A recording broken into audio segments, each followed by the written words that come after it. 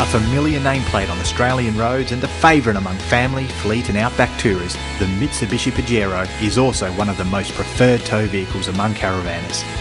With a 3.2 litre turbocharged diesel engine, the Pajero NT series can comfortably tow most caravans without raising a sweat. The first thing you notice about the Pajero is how nimble it feels compared to the other large SUVs. I really like driving the Pajero. It is a little bit loud with the diesel, but it is a really smooth ride and the steering's great. Pajero's ride quality, when unladen, it's a bit sharp at low speeds, but as speeds increase to touring speeds, you really notice just how supple it feels. It absorbs big bumps really well. But it's not perfect. The Pajero has very limited cargo access when hitched up. In fact, from 2,500 kilos, the ball load actually drops from 250 to 180 kilograms. The Pajero's 3.2 litre turbo diesel engine is very strong from low RPM. It's got really meaty mid-range torque, but it does get a little bit vibey and a little bit rough in terms of NVH once you start to rev it. I think if you put up with that though, it's a really sweet engine. Anyone looking for a sort of mid-range four-wheel drive that can really get off the road but also tow something can do well with the Pajero.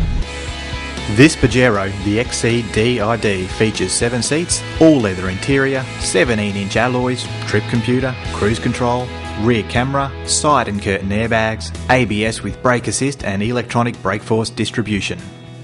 The cabin is really spacious, but when you're on tight roads it doesn't feel big to drive, which is a real benefit obviously when you're driving around town in a large SUV. I've had a good test now of this Pajero. I've towed our test van uphill, down dale, on bitumen, on corrugations, on gravel, and I've got to say I'm pretty happy with the way it performs. It's stable, it's solid, it just does the job nicely. Going up some rather steep inclines, there was plenty of power in reserve.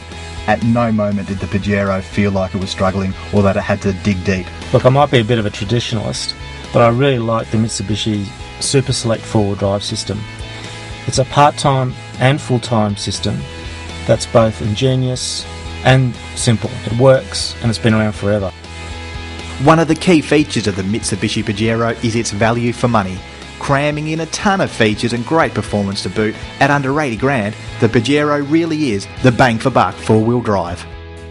In terms of value for money, the Pajero is really good. It's around about the same price as the Patrol, but it's got a few more creature comforts and it's a bit more comfortable. Kids are going to love the back seat of the Pajero. You've got your built-in DVD player with a couple of little speakers either side. You've got your aircon controls, and most importantly, it's nice and roomy. I'm a tall guy, but even with the chairs all the way back, I've still got a bit of leg room, and if I'm comfy, the kids are going to be comfy too. What I do like is the sheer bang for bucks that you get with this car. It's got all the luxuries, it's got plenty of performance. Really, what more do you want?